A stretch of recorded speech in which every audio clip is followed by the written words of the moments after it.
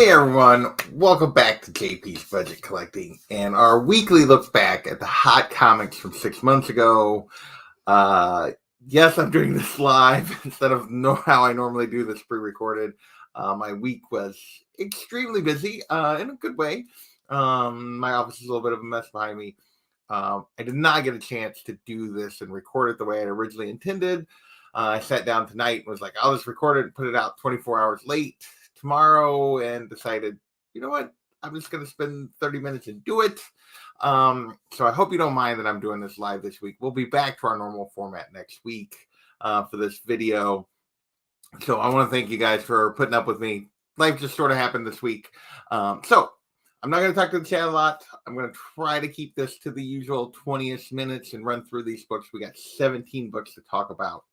As always, what we're doing here is we are looking back at the hot comics from 6 months ago on the Comic Tom Key Collector Hottest Trending Comics of the Week and the CBSI Hot Top 10.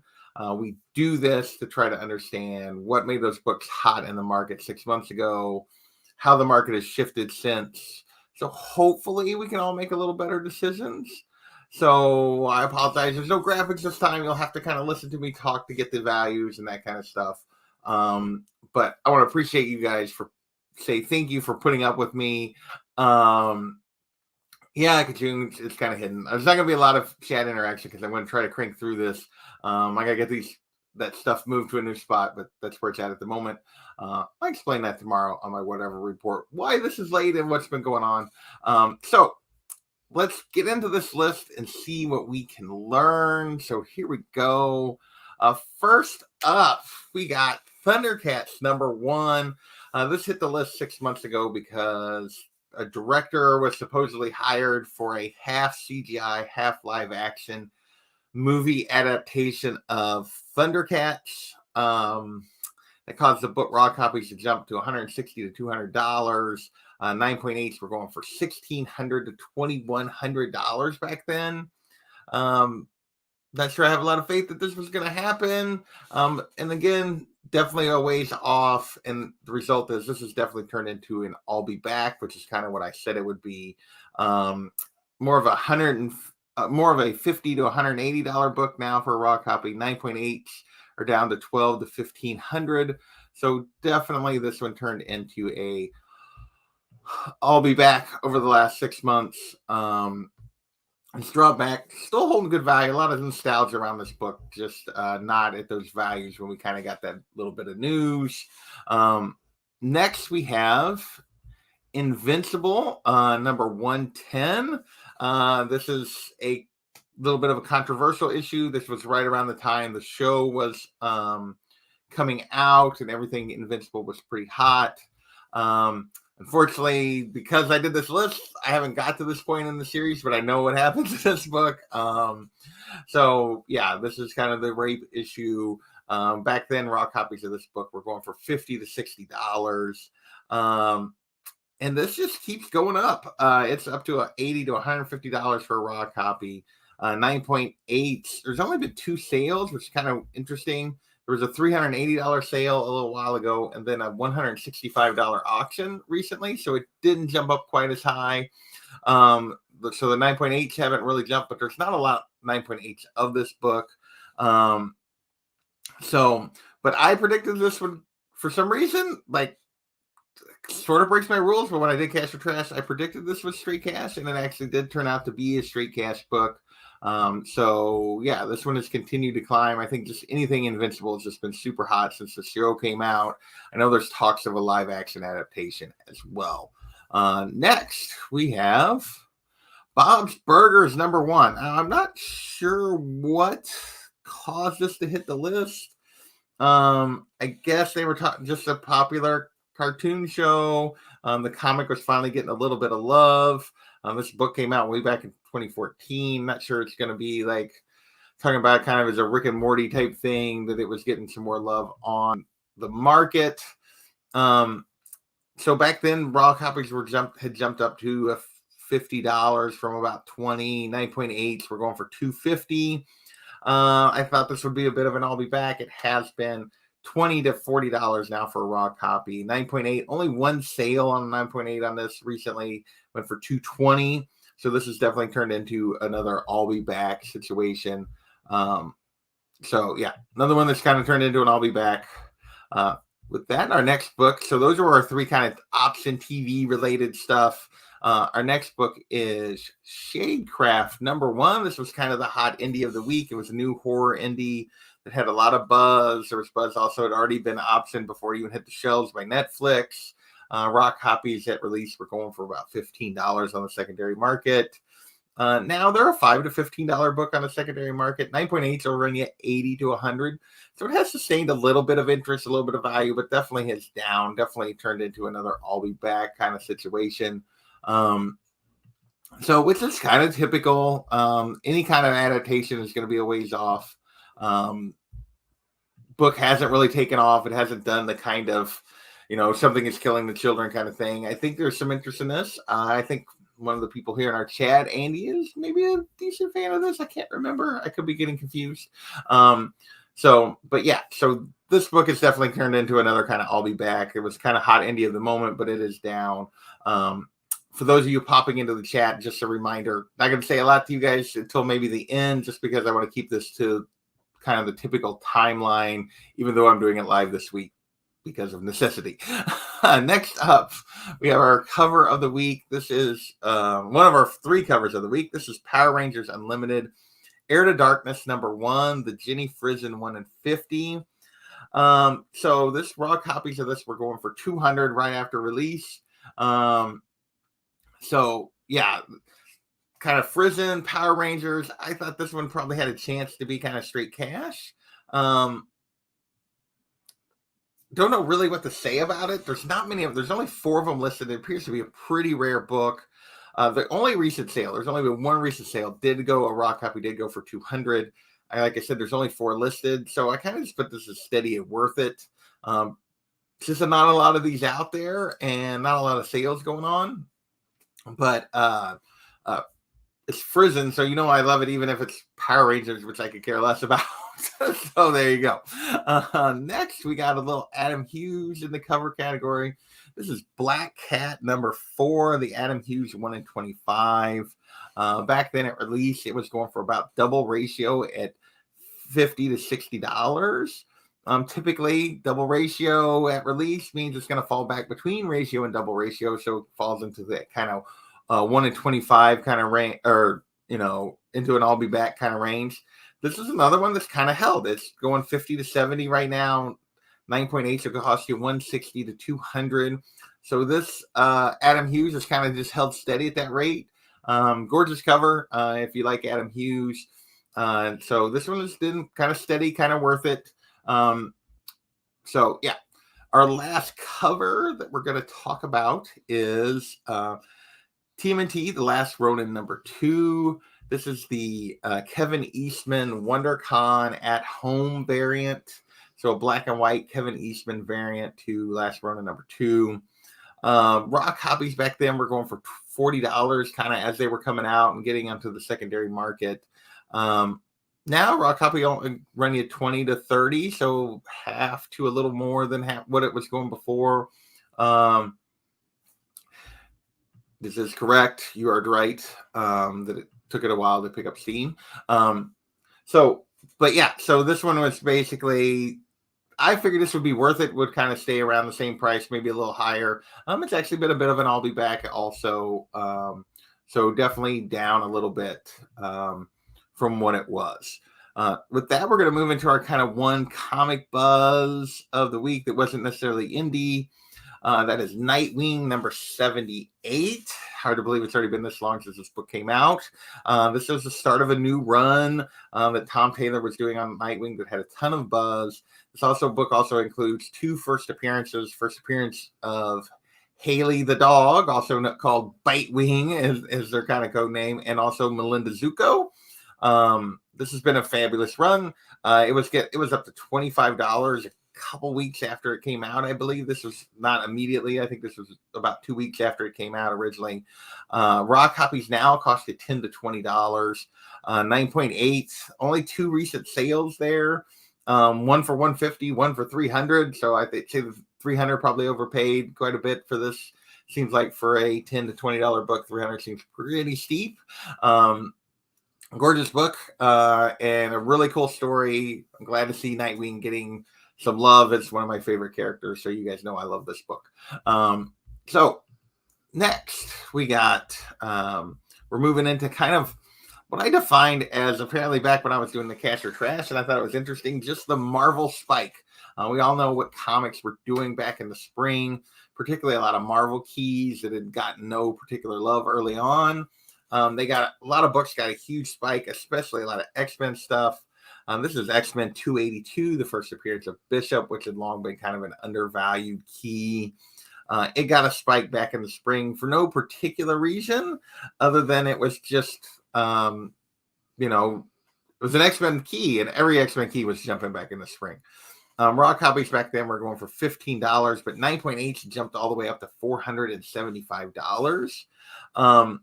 Raw copies, my prediction for raw copies, and I was very specific, was that they'd be straight cash, and I thought that $15 for an average was way undervalued for this. That's kind of been the case. It's been now it's $15 to $40 for raw copies of this particular book. 9.8s, though, interestingly, have come back. They're down to $3 to $350, which probably, given the raw price and the 9.8 price, is probably close. A little more in line with where it should be. So up for raw copies, down for, I'll be back for 9.8. A cool key, a little bit underrated. Thank you, John. Appreciate that. So we are what? Next up, and I'll be honest, will be our 10th of 17 books, and this is ASM 316. The first full cover of Venom, which seems silly to me. He's on the other cover. I realize it's just a bubble, but whatever. This book was on the hot list literally just this last week when I did the Cash or Trash. It was on the hot list just this last week. I will also state, before I get into the values, I looked up all these values on Wednesday because I was going to get the video made before I knew things were going to get super busy, and it didn't happen. So I have not looked these back up since the movie's been out. But this is what it was going for. So 6 months ago, 9.6s were hitting $800. 9.8s were hitting $1,700. It literally just hit the list, like I said, a week or so ago. And at this point, raw copies are going $1 to $250, depending on condition. 9.8s were to jump back up to $1,450. So this has definitely had been an I'll be back in the meantime. It was even still down from that peak in the spring this week when the movie was about to come out. It maybe has jumped back up to that spring peak now that the movie's out. But this one was definitely down, overall, and a bit of an I'll be back. Gorgeous cover, kind of, to me, my personal opinion, kind of a made-up key. But hey, this is the book people want for that first cover of Venom. So next we have Avengers Annual number 10. Another book I'd put into that Marvel spike kind of range. Obviously, the first appearance of Rogue. This is a book that was also kind of long undervalued and probably would be a lot more valued if she was just on the cover instead of a silhouette down here. But back then, 9.6s of this book were up to 600, and 9.8 hit 2,500, which is a big difference between a 9.6 and a 9.8 on this book. Now it's, I lost my place on the page. Raw copies are running you 40 to 200, which is actually cheaper than I would have thought. 9.8, so are all the way back down to 15. So they were up to 2,500 in the spring. They're all the way back down to 1,500. I predicted this was straight cash. I thought, Rogue was finally going to take off and really go huge.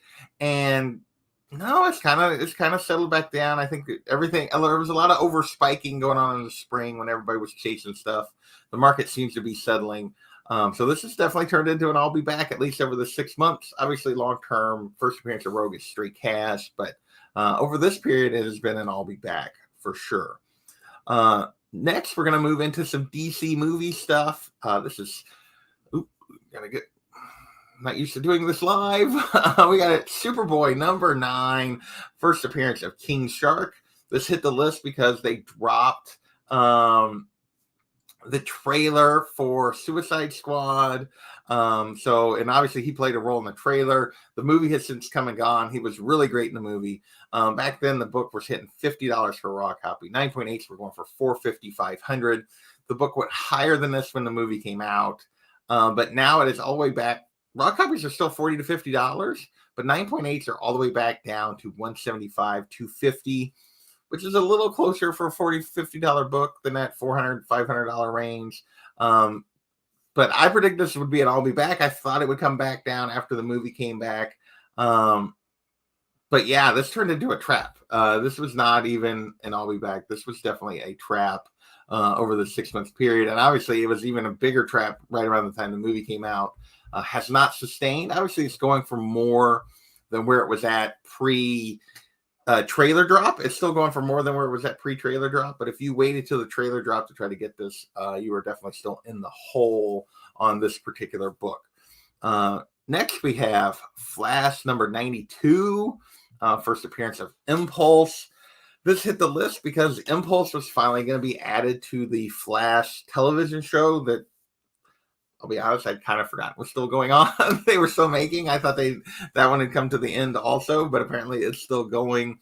But Impulse was finally coming to the show. This cost 9.8 to this book to hit $200. Now 9.8s are running around 150, 160. Raw copies that cost you 20 to 40. So another I'll be back. Pretty typical for the CW kind of stuff.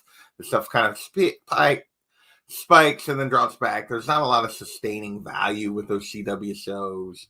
I can't even hardly talk. I apologize for that.